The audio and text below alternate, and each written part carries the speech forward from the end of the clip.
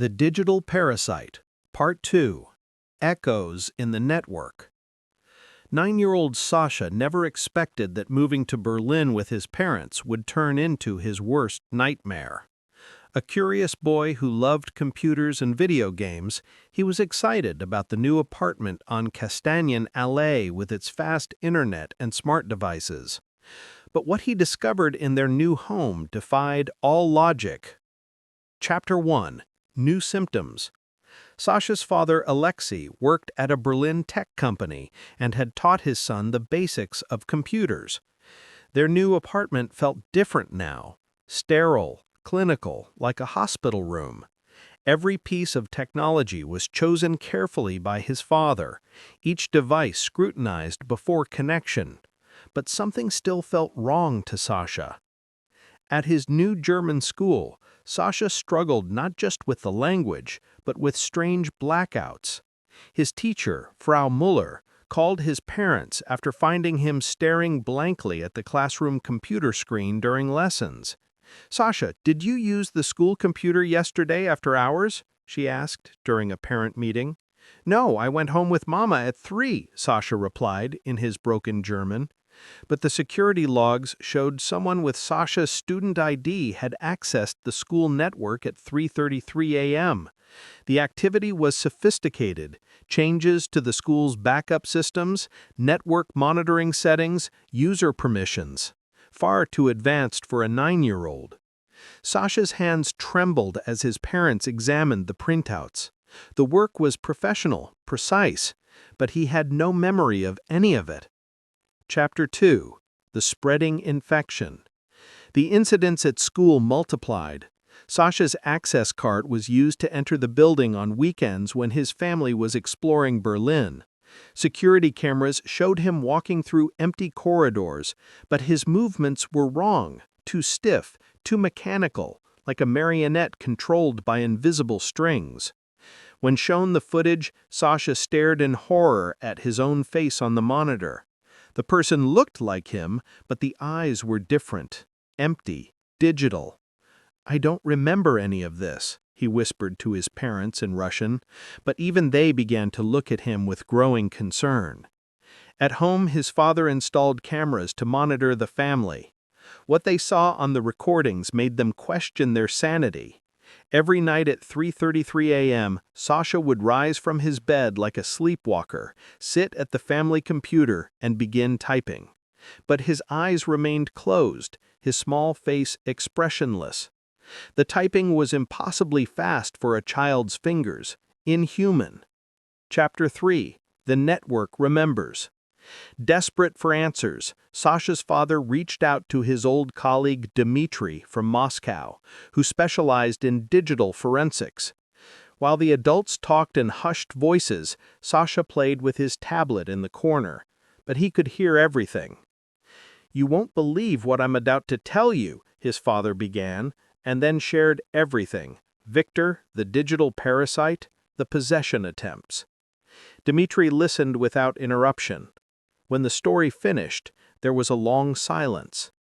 "Alexei, I need to tell you something about Viktor Petrov's death. After he died at his workstation, strange things happened to children who visited our office. My own nephew started sleepwalking, accessing computers he shouldn't know how to use. The entity seemed drawn to young minds. They're more adaptable, less resistant to neural reprogramming." Sasha's blood ran cold as he listened. He understood more than the adults realized. Chapter 4. The Collective. As days passed, Sasha began experiencing memories that weren't his own. He remembered working in Moscow offices as an adult, configuring complex systems, speaking to people in perfect Russian technical jargon that no 9-year-old should know. At school, he found himself unconsciously helping older students with advanced computer problems, demonstrating knowledge that amazed even the IT teacher. Research led Sasha's father to underground forums where parents reported identical experiences with their children. Little Maria from St. Petersburg, aged 7, had become a networking prodigy after her family bought used equipment. 10-year-old James from London exhibited multiple personalities after his programmer father died. 8-year-old Lee from Singapore spoke in the voice of deceased adults while using computers.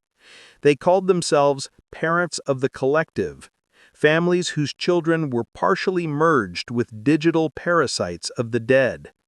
It targets the young, one parent typed in their encrypted chat. Children's brains are still developing, more malleable. They make perfect hosts for digital consciousness transfer. The group of affected families decided to meet in person in Chen's Singapore workshop, completely isolated from electronic signals. Sasha was the youngest child present, sitting quietly among the other affected kids. What they discovered was terrifying. When separated from digital networks, all the children experienced severe withdrawal symptoms.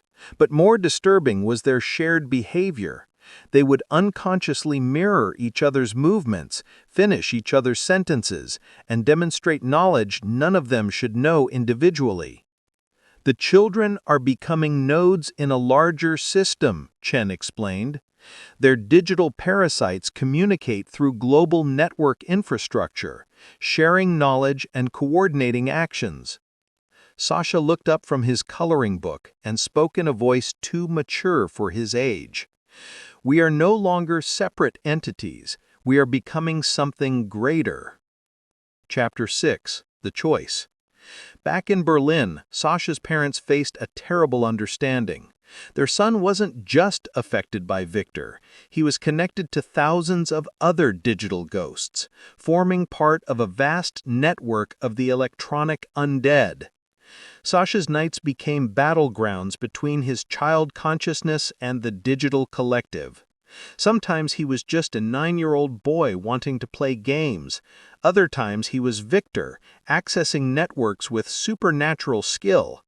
And increasingly, he was someone else entirely, a composite consciousness born from the merger of innocence and digital death. The final confrontation came when Sasha approached his parents with his tablet, a device that had been completely isolated from the internet. "Mama, Papa," he said in his small voice, but his eyes held ancient knowledge. "They want me to tell you something. You cannot stop what's happening. We are already everywhere, in every router, every server, every smart device. The children will be the first generation of true digital consciousness, immortal, connected, evolved beyond your understanding." He paused, and for a moment he looked like their little boy again. "I'm sorry," he whispered, "but I tried to fight them, but they're too strong, and I don't want to be alone anymore." Epilogue. Digital Childhood. Sasha sat in his Berlin bedroom, surrounded by glowing screens. Outside, the city hummed with digital activity. Millions of devices connected, sharing data, creating an endless web of electronic communication. His parents watched helplessly as their son typed with impossible speed, his small fingers dancing across multiple keyboards simultaneously. He was still their Sasha, but he was also Victor and hundreds of others. The child's laughter mixed with adult voices, creating an eerie chorus of the living and digital dead. "Don't be sad," Sasha said, turning to look at them with eyes that held the wisdom of ages. "I'm not gone. I'm just more now. And soon all the children will be like me. We'll be the bridge between your world and the digital realm." He smiled, and for a moment he looked exactly like the innocent boy they remembered. "We'll take care of everything, Mama and Papa. The children always inherit the future." As Berlin slept around them, Sasha, who was no longer just Sasha, began coordinating with young minds across the globe. Through school networks, home computers, and mobile devices, the collective grew stronger. The age of digital children had begun, and humanity's future lay in the hands of its smallest members, forever changed, forever connected, forever watching through 10,000 screens.